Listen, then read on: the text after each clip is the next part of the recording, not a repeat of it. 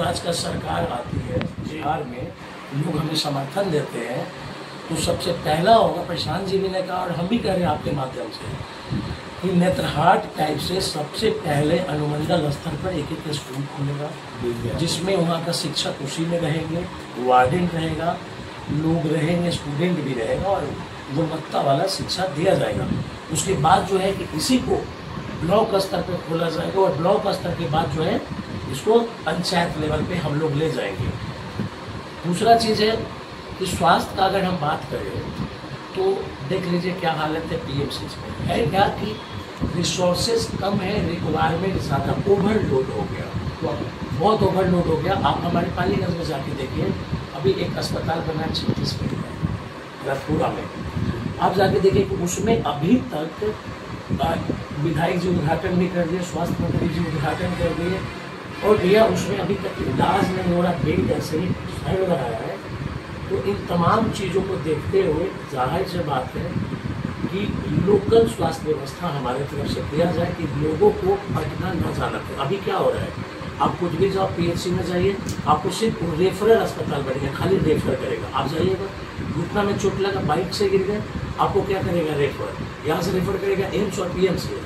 पटना जाइएगा तो पीएमसीएच और एम्स में आपको बेड नहीं मिलेगा, वहाँ पे जब तक आपका पैरवी नहीं होगा तब तक आपको वहाँ बेड नहीं मिलेगा। तो एक व्यवस्थित तरीका से काम करना है, एक मॉडल बना करके।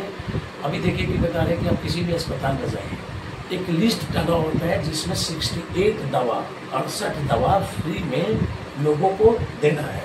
आपको दवा नहीं मिलेगा, वो क्या करेंगे कि पुर्जी लिख देंगे और बोलेंगे कि बाहर से आप ले आइए, आप ले लीजिए।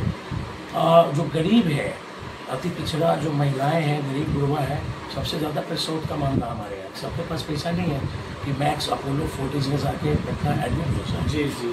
तो यही एक सरकारी अस्पताल बचता है और सरकारी अस्पताल में कौन करा रहा है डिलीवरी महिलाओं को, जो एनएम है। डॉक्टर तो अवेलेबल नहीं रहे हैं, डॉक्टर क्या करें, अपना क्लिनिक चला रहे हैं। तो इन तमाम चीज़ों को रखा जाएगा। दूसरा है कि देखिए हमारा जो क्षेत्र है ग्रामीण क्षेत्र है, यहाँ पे दोनों तरफ नदी है, आए दिन सांप काटने का घटना घट रहा है, रेबीज का कुत्ता काट लिया।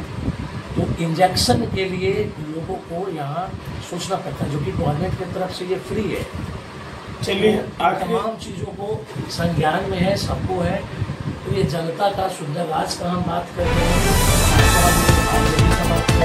एनडीए का बात कर रहे हैं, लोगों की सरकार बनने की, लोगों का राज होगा। दूसरा बात बताइए कि देखिए हमारे यहाँ बिहार का 70% पॉपुलेशन पूरी है। इस बार बता एक मिनट, तो जो पहले से जिनके हाथ में सत्ता रहा है पिछले 30 साल से, लालू जी के हाथ में रहा, नीतीश जी के हाथ में रहा, और ये दोनों के दोनों स्टूडेंट मूवमेंट के लीडर हैं, जेपी आंदोलन के लीडर हैं। और इन दोनों ने क्या किया, एजुकेशन ही खत्म कर दिया। अब पूरे इंडिया में जितने भी engineering college, medical college, government college के सबसे ज़्यादा स्टूडेंट अगर कहीं का मिलेगा तो बिहार का मिलेगा। चलिए उत्कर्ष जी, आपसे आखिरी सा सवाल बात करेंगे कि जेएनयू के बारे में और थोड़ा सा विस्तार से बता दें कि उत्कर्ष जी जेएनयू के प्रोडक्ट हैं और पालीगंज से इस बार भावी प्रत्याशी के तौर पे आ रहे हैं जन स्वराज पार्टी से।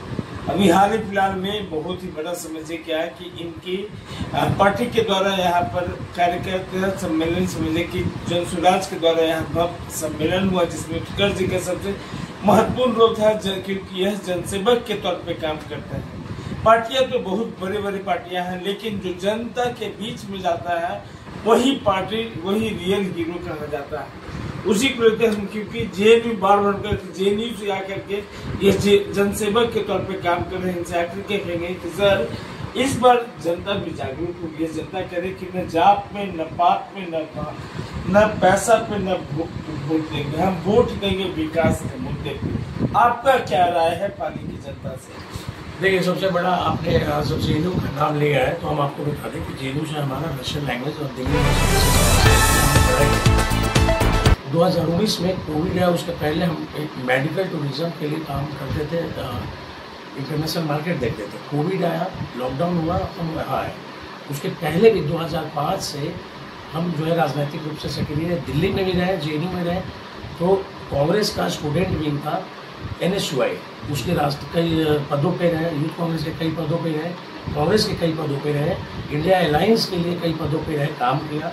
और उसके बाद जो है कि एक पढ़े लिखे होने के नाते और जो बाहर में हमने दुख तकलीफ झेला है और जो पैसा कमा रहे थे, उन तमाम चीज़ों को लेकर प्रशांत जी ने जो नारा दिया, बिहार बदलाव का नारा दिया, जनता का सुंदर राज्य का जो नारा दिया, उस मुहिम में प्रशांत के साथ हम जुड़े और लोगों के लिए काम किए। हम और प्रशांत जी चुनाव नहीं लड़ रहे, चुनाव बिहार के जो 13.5 करोड़ जो जनसंख्या वाला ये स्टेट है, घनत्व जो सबसे ज़्यादा जनसंख्या वाला, जो भुक्तभोगी हैं, दुख तकलीफ से झेल रहे हैं, मतलब समय पे ज़रूरत का सामान खरीद लें, यही बहुत बड़ा चीज़ है। और इन तमाम लोग चुनाव लड़ रहे, हम प्रशांत जी या जन सुराग सिर्फ लोगों को जागरूक कर रहे हैं कि संविधान ने जो आपको मौलिक अधिकार दिया है कि वोट दे करके अपना नेता, अपना रिप्रेजेंटेटिव, अपना अगुआ आप सदन में भेजिए जो आपका और अपनों का आवाज़ बुलंद करे। हमने कहा है कि नस्ल और फसल का लड़ाई है ये, आने वाला जो जनरेशन है, आपने लालू जी को भी देख लिया, लालू जी के सामाजिक लड़ाई को भी देख लिया, मोदी जी को भी देख लिया, मोदी जी का मंदिर मस्जिद भी देख लिया, मोदी जी का 4 किलो और 5 किलो अनाज भी देख लिया, तेजस्वी यादव का जो वादा था कि हम नौकरी देंगे वो भी आप देख लिए। उसके बाद जो है कि नीतीश कुमार का जो विकास था सड़क और बिजली का, वो भी देख लिए। इन लोगों से हमारा अपील है कि आप अपने बच्चों के लिए कब वोट किए, मंदिर मस्जिद के लिए किया, मंदिर मस्जिद लोगों ने दिया, और सामाजिक न्याय के लिए लालू जी को वोट किया, लालू जी ने सामाजिक उठने बैठने का अधिकार दिया, नीतीश कुमार को सड़क और बिजली के लिए वोट किया, उन्होंने दिया। लेकिन आप अपने बच्चे के भविष्य के लिए कब वोट किया? लोगों को चौक चौराहा पे बैठ के मोदी जी का 56 इंच का सीना दिख रहा है, पुलवामा का दिख रहा है, आर्मी का दिख रहा है, देशभक्ति दिख रहा है, लेकिन आपके बेटा के गोड़ में चप्पल नहीं है, आपकी बेटी पढ़ने में अच्छी है, उसको पढ़ना पढ़ाने के लिए बेहतर एजुकेशन व्यवस्था नहीं है, आपका बेटा का खैला बाहर, सीना 16 इंच का सिकुड़ के हो गया, ये लोगों को नहीं दिख रहा है। 10 रुपया के लिए आप नेताओं के पीछे दौरे दौरे जा रहे हैं। तो इन तमाम चीज़ों को लोगों को बताने के लिए है कि आपको संविधान ने वर्ल्ड का सबसे बड़ा लोकतांत्रिक प्रणाली वाला देश भारत को एक मानसिक गुलाम बना के, जाति के नाम पे, धर्म के नाम पे, पार्टी के नाम पे आपको ठग रहा है और आप ठगा रहे हैं। तो यही मुहिम चल रहा है कि आप ठगाइए मत, अपने लिए वोट कीजिए, अपना और अपनों का आवाज़ आप बुलंद कीजिए, अपने आने वाला जो जनरेशन है उसके लिए वोट कीजिए। जी बहुत बहुत धन्यवाद। चलिए, हमारे साथ खास बात और खास पटना से चल करके हम लोग आए थे दुल्हिन बाजार, और दुल्हिन बाजार में हमारा खास बात हो रहा था उत्कर्ष यादव जो हमारे जन स्वराज के भावी प्रत्याशी के तौर पर आ रहे हैं। ये जेएनयू के प्रोडक्ट है और इनका सीधा कहना है क्या कि इस बार आप सोच समझ करके अपने मत का इस्तेमाल कीजिए कि हर एक आदमी अधिकार है, आप अपने मत का इस्तेमाल कीजिए, लेकिन विकास के ऊपर आपको मत देना है। खबरों के साथ बन रही है कुमार हुसैन, भारत न्यूज़ 24 पटना।